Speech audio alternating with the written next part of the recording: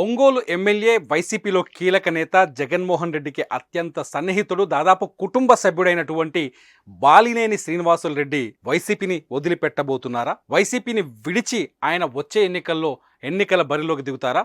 ఆ పార్టీ మారే ఆలోచనకు వచ్చేశారా? సోషల్ మీడియాలో జరుగుతున్న ప్రచారం ఇదే. అంతేకాదు, వైసీపీ వ్యతిరేక మీడియా కూడా ఈ అంశాన్ని ఎక్కువగా ప్రచారంలోకి తీసుకొస్తుంది.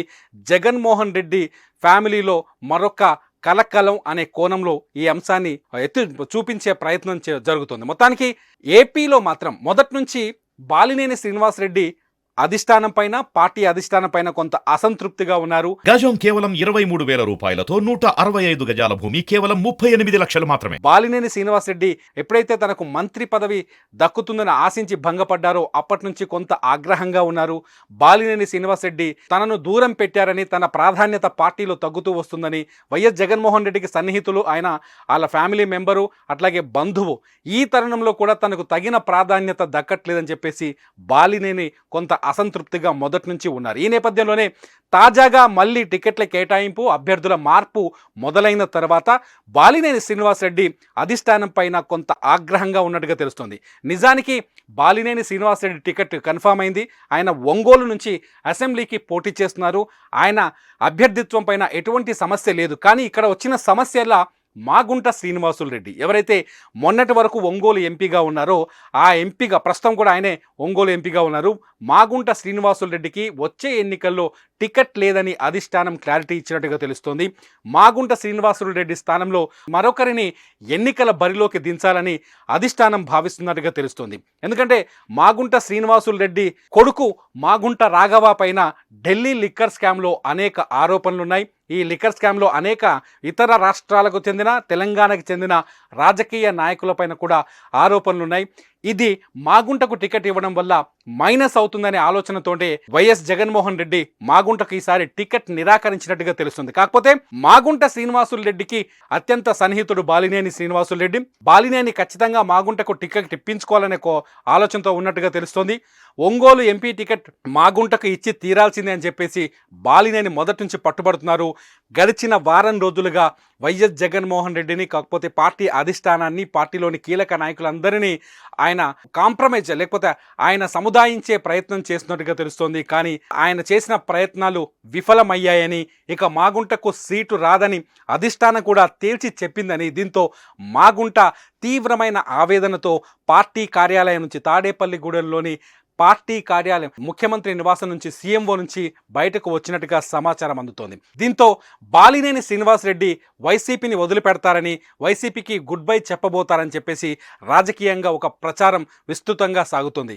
ఈ నేపథ్యంలో ఎందుకు బాలినేని మాగుంటపై కోసం ఇంత పట్టుబడుతున్నారు, ఎందుకు బాలినేని మాగుంటకు టికెట్ ఇప్పించుకోవాలని ఒక నిర్ణయం తీసుకొని ఉన్నారు అంటే, గతంలో మాగుంట శ్రీనివాసులు రెడ్డి కాంగ్రెస్ పార్టీ నుంచి ఎంపీగా పోటీ చేశారు, వైఎస్ఆర్కి దగ్గరగా పనిచేశారు. ఆ తర్వాత ఏదైతే ప్రభుత్వం మారిందో, రాష్ట్ర విభజన జరిగిన తర్వాత మాగుంట శ్రీనివాసులు రెడ్డి తెలుగుదేశం పార్టీలో చేరారు.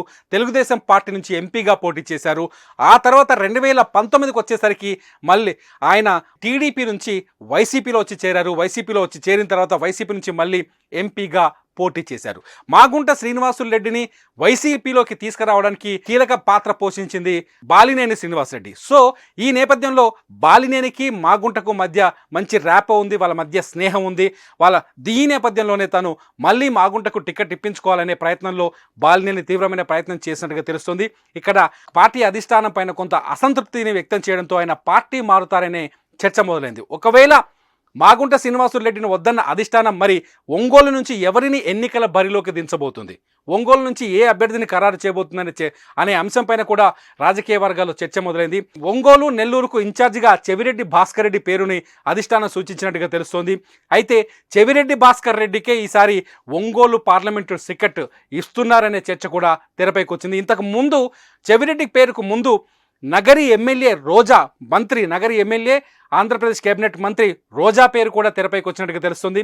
నగరిలో రోజాకి సీట్ లేదు, నగరిలో మరో వైసీపీ నాయకుడికి టికెట్ ఇస్తారని, రోజాని నగరి నుంచి మార్చి ఒంగోలులో ఎంపీగా పోటీ చేయించబోతున్నారని చెప్పేసి ఒక చర్చ 2-3 రోజులుగా జరుగుతోంది.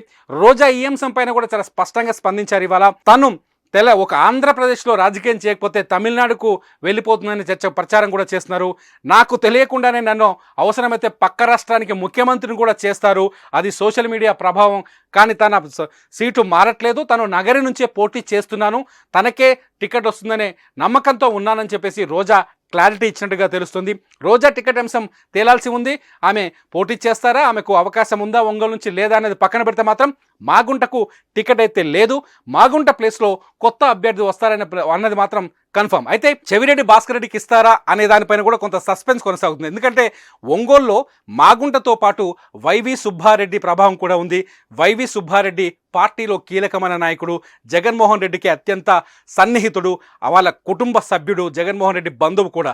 వైవి సుబ్బారెడ్డి నిర్ణయాలు కూడా చాలా వేగంగా అమల్లోకి వస్తాయి. అయితే ఒంగోలు పార్లమెంటు సీటుని తన కొడుకు విక్రాంత్ రెడ్డికి ఇప్పించుకోవాలని చెప్పేసి వైవి సుబ్బారెడ్డి ప్రయత్నిస్తున్నారనే చర్చ కూడా కొంత సాగుతోంది.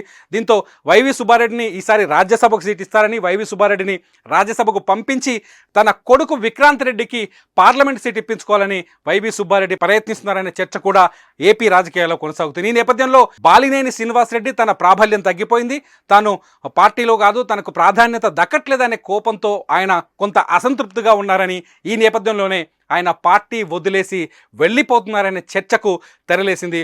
చూద్దాం వైసీపీ అధిష్టానం ఈ సమస్యలన్నింటికీ ఎలా చెక్ పెడుతుందో.